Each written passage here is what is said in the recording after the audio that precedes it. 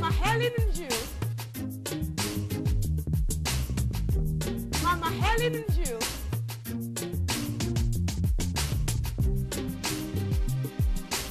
Mama Helen and you. Mama Helen and you. Welcome to Mama Helen and you, all the way from Bori, Nigeria. And on this segment, we're actually dwelling on questions from Mama Helen and you live show. Quite a number of people have been sending in questions, wanting to hear my feedback. This is the time to address them. So, question number one. A brother was after me saying he wants to marry me, only to introduce me in church the next week that he's about to be married. Isn't that man a devil? Well, sweetheart, I'll call this excitement. That young man must have been waiting, looking for his life partner. And perhaps maybe you have given him a little bit of signal saying that maybe later on you might end up marrying him. That doesn't make him a devil. It's only that he's been too forward concerning your relationship. However, that still doesn't mean that that man should go addressing people and introducing a young lady that he's just met just barely a week that you don't even know anything about. I think it's time for you to take our time to court each other, have a solid relationship, get to know him, get to know her, know a little bit about yourself. There are different ways by which you can achieve that, and at the end of the day, you can then make up your mind if you want to go ahead or not. Don't jump into that conclusion yet. You have just met her. However, young lady, he's not a devil. Only that he's just trying to be a little bit smart, putting it wrong. The second question. What would you do when you discovered your spouse took your wedding gift elsewhere without informing you until you discovered? What would you do? Well, that question isn't complete because then the next question will mean, where did he take the gift to?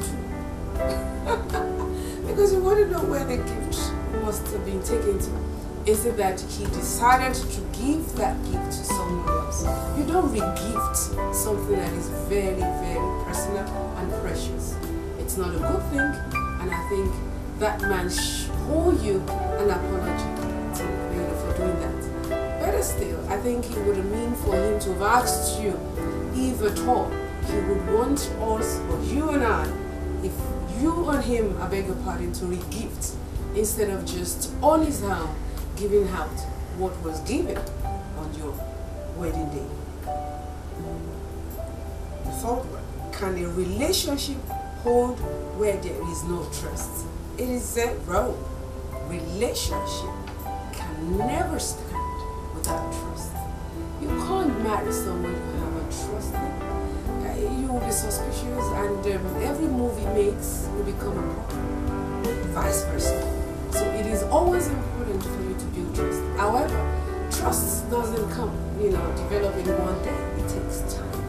A young couple to be once visited me, wanted to hear my views on something relating to this, and I told them that, sweetheart, you're getting married, a week from now. But this is not to say that you already know each other. That man doesn't know you yet, you also. But as you now begin to live together as husband and wife, you get to know each other the more. And then for a man, it's not an easy thing for a man to easily trust a woman. There are things that he would put across that would help him to resolve that issue of trust. And for our ladies as well, of course, for women, most times they have it's very easy jumping into saying that this is I love this man, so I trust him and all that stuff.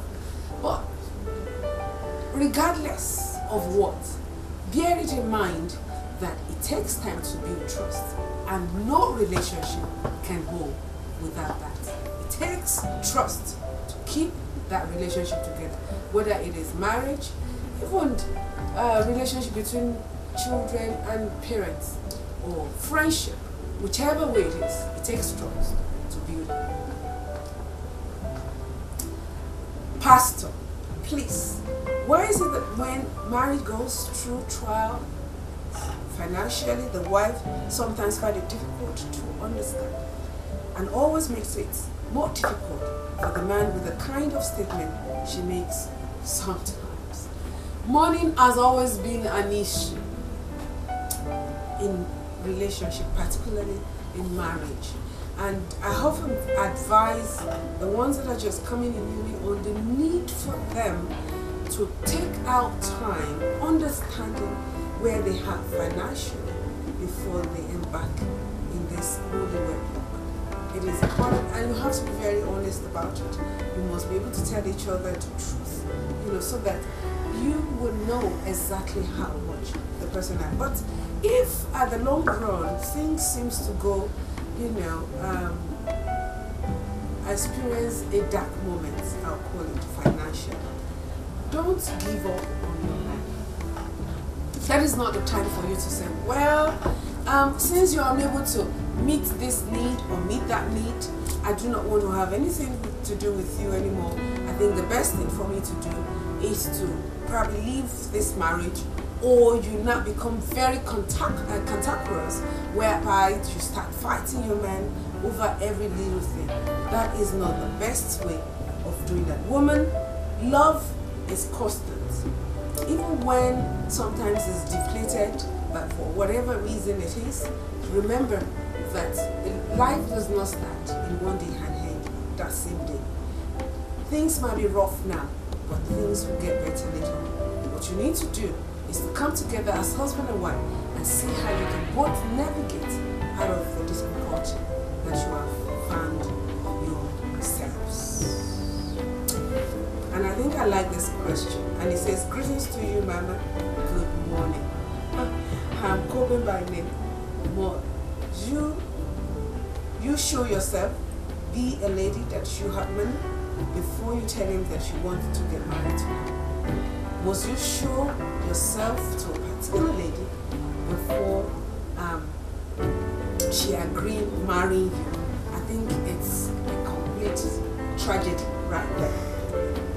Anyone wanting to marry you for what you have is not even worth marrying, male or female. I would not even consider marrying a man just because he has money or not. It's a complete opposite to any healthy relationship. I expect that you marry for love and you marry for who that person is. When I got married to my husband, he was not what he is today. But as husband and wife, we've had to work together to build a solid foundation and in the future that we can all be proud of. Patience is key in this sense. They might not even have money now before, or you get married, and later on the business takes a downturn. What are you going to do regarding that? Are you not going to say, okay, fine, just because he didn't have money before, or he had money before, now he doesn't have, I'm leaving the marriage? You can't do that. It's wrong. Kobe, run. And I say run. Anyway, are you enjoying me? Now the next question is relationship between love and money? Is there, I would want to think they're saying, is there a relationship between love and money? Answering that is one thing. Hear me. Relationship is one thing and money is another. However, money tends to help relationship one way or the other. The only thing here is that you must never say yes to a man or woman just because of money. Money would come. Yes, you need money to, for housekeeping. As children begins to come, you need money to send them to school and all that. But money should never be a deciding factor. It should not be something that will help you decide whether to marry someone or not. I've had some young ladies say, well, he hasn't a car. How can I marry someone who doesn't even have a car? Sweetheart, did you come to this world in a car? That's the question, right? No. You don't marry a man because of material. You know, a materialistic woman, it's never a woman that will ever give joy in a home because you will never be able to satisfy her. So, relationship, yes, it's completely separate. Must be separated from money or finance, as the case may be, even though money is needed to help keep certain things together in such homes. And I also have a beautiful question here as well. It says, what age is a man or woman supposed to get married? Well, I think it has to do with culture. Abroad, when you talk about maturity, it means that once you clock 18, you are mature enough. But I always say this, it is when you are matured up here, be a lady or a man, that you can actually consider the issue of marriage. I've had people say, oh, if I just get married now, all my problems will just disappear. Sweetheart, you are just jumping from one problem to another. Marriage is not a solution to the problem, or whether it's your emotional challenge or financial challenge. It has absolutely nothing to do with that. And healthy man marrying an unhealthy woman equals to health. Good one, for that matter. So, if there are things you are still fighting with, if there are things you are still struggling with, whether emotionally or otherwise, resolve it first before you decide to bring in another man or woman into your boat, so that that boat does not sink. Because you cannot become the problem that will now be lost till eternity. So that's what I will have to say concerning that. If you're matured enough at 20 and you want to get married, fine, good enough. But even at 40, if you are not yet matured in mind, don't dare it, because marriage is responsibility. And it's something that you have to continue to give and give and give, not just taking and taking and taking. Is marriage based on the number of millions in couples' accounts? Oh Lord Jesus. You do not marry because of money. I've said that before, and I'm still saying it again. Marry someone you love, someone you can build your future with, someone you know has respect for you, loves you enough, and of course someone who loves God.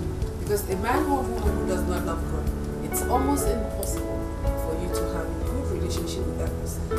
Someone, you must have the fear of God enough to be able to take good care of each other. It is still on Mama Helen and you people.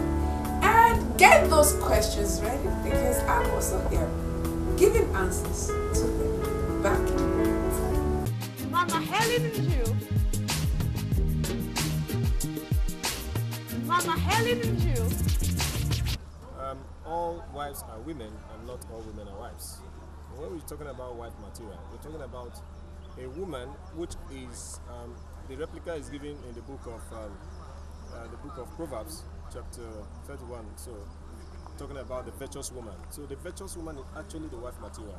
The wife material is a woman that is gentle, humble, responsible, and has those characteristics that would build a home. A wife material is synonymous to a civil engineer. I always say that marriage is like the relationship between an architect and a civil engineer when it comes to building. The husband is the architect, while the woman is the civil engineer. So the wife material is that woman that has all the accolades to put together. The husband is the man that has designed his home, but the wife material is the one that builds the home. So most women these days have not got to the standard of becoming wife material, because they are looking at what they see in the outside world, in Europe. But if you really need wife materials, they are found right in Africa, Nigeria to be precise. Well, what I think about wife material is it varies. People have different personalities, and some persons, what they prefer in a person is different from the other. Personally, I think a wife material is a mother figure, a woman that is always there for her children and a husband, particularly the children, because your children, as far as I'm concerned, comes first. But the husband, of course, is always there. And also, I believe that wife material is a God-fearing woman, a woman that can instill the fear of God in her children, that can bring them up in an upright way so they don't turn out nuisance in the society. And I also believe with that upbringing, we have better citizens in the country. To some extent, I think I wouldn't agree that there's a wife material. No. You can make a woman a wife material. What you really want to make happy. Because I'm married. Sorry to say I'm married, so I never went searching for a wife material. You know, it's just it came along. So I won't believe that there's a wife material. Anyway, you make the woman a wife material. I live here in worry. The things I want in a relationship, they are one, commitment, trust, and most importantly, love. Because I believe that a relationship that there is no love, there's no trust and commitment, I don't think that relationship can grow. So, like for me personally, I really need commitment in my relationship.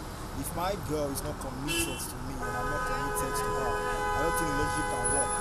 So she has to be there for me and I have to be there for her too. So that is the most important thing in a relationship for me. I would say trust, love and commitment. Mama Helen and you. Mama Helen and you. Well, it is still Mama Helen Jew, all the way from Warri, Nigeria. I hope you're enjoying this segment. It's simply responding to those questions. Nagging questions has been on your mind on Mama Helen Jew today. So, let us continue. And the next question says, are we supposed to marry to please people or not? Are we supposed to marry to please people or not? Sweetheart, how can you even marry just to please people? You do not want to do that at all. I told you a while ago, marriage is responsibility, okay? And it is all about give and take. You don't marry just because you want to be a missus or you want to be a mister and you want people to see you and say, well, you've arrived. Sweetheart, marriage is beyond that. You have to be well able enough to get married. You marry to please God and to please yourself in the equation. It's very important because you can only give what you have. Don't ever forget that. It is what you have within that you can give to someone else. Alright. And the next question says, in a family, who is supposed to be close to the children? That question is amazing.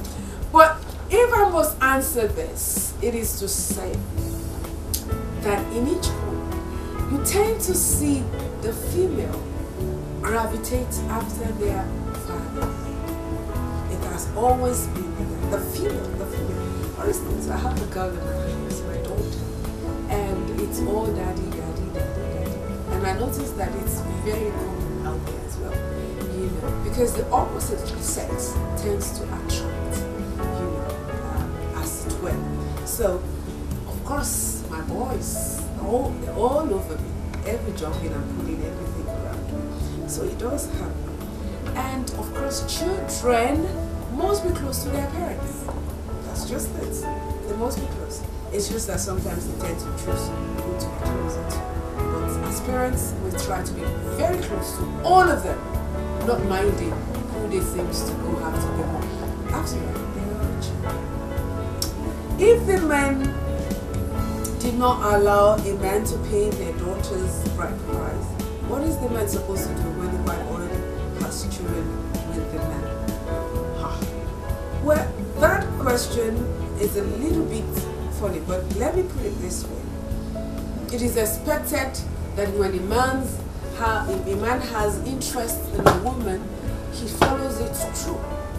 Keeping a woman in your house and she becomes a factory, children-wise, it's completely wrong. It is expected of you to not only pay a dowry traditionally, but you also follow it up by presenting that marriage before the Lord and have a pastor bless it. So, oh God, do the right. Marry that woman properly. Otherwise, you have just stolen her off from her parents And don't let me go after you also. Anyway, my question, which is the next question now? My question is that my husband would always put on clothes that are not good or well hired. And if I tell him to change the clothes, he will not. And still goes on like that. Oh dear God. I really feel for you lady out there. Well, incidentally, men are men. A man just wants to leave the house and just be himself. But for a woman, oh dear God, you want to make sure that man is properly to it. Don't give up. What you then do is that before you go to bed at night, hire all his clothes.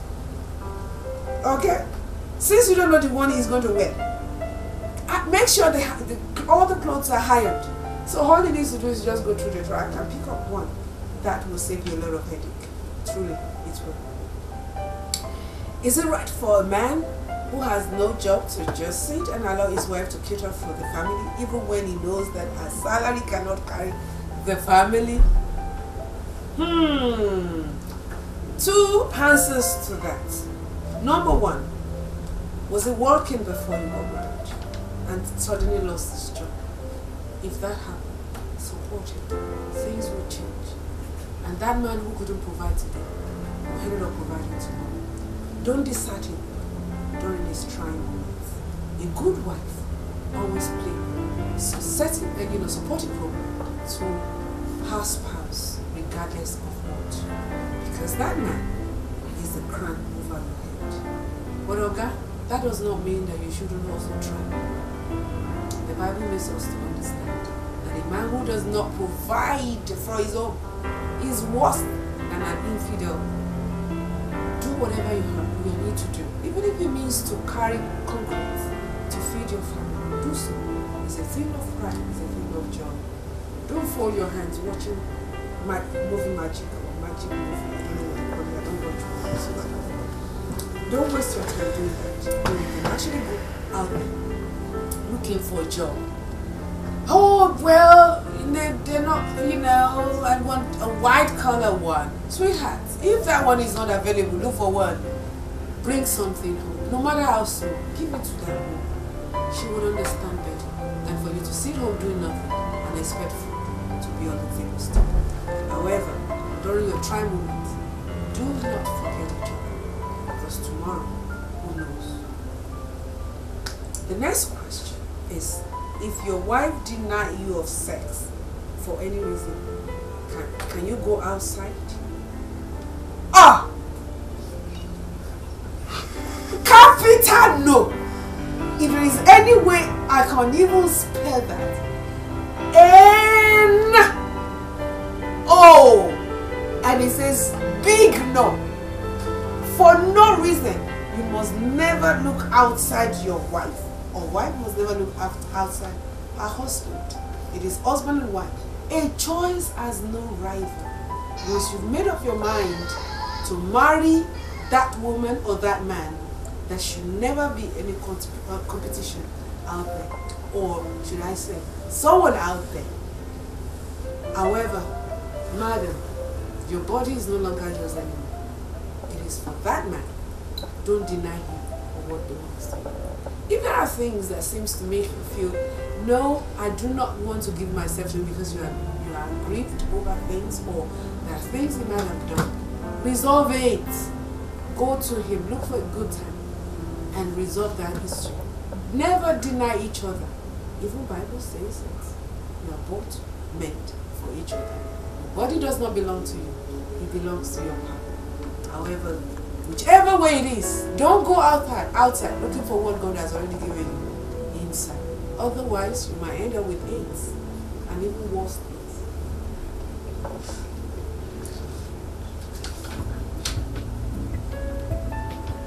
This is another question that I think everyone should listen to.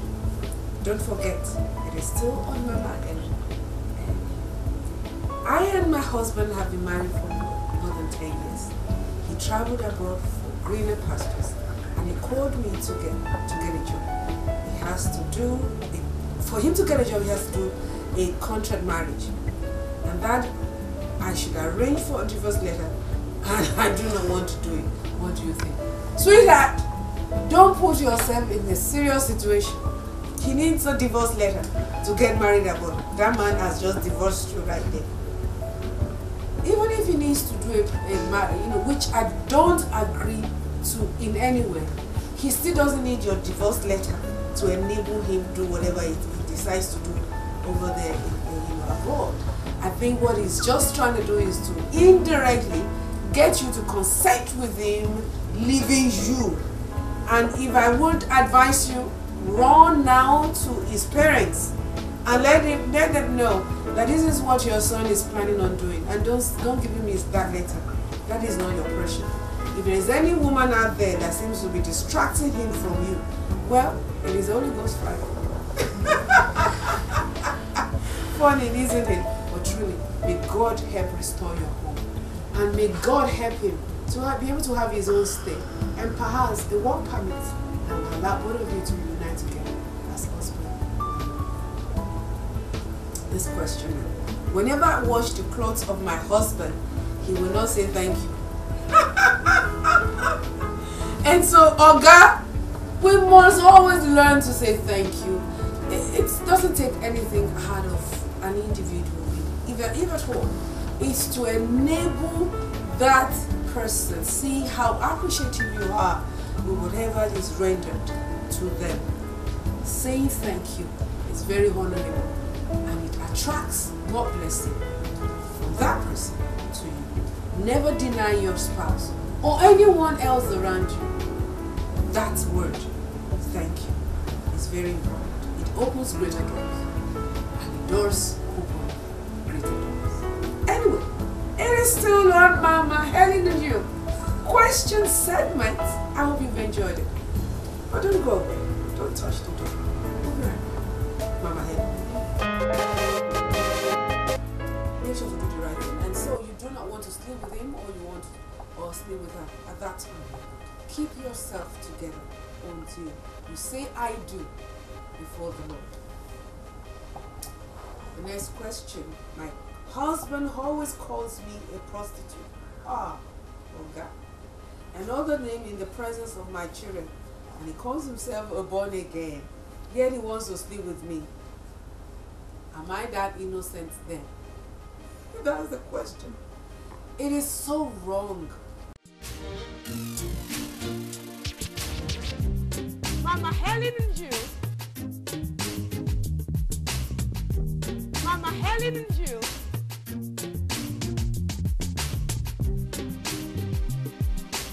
Mama Helen and you. Mama Helen.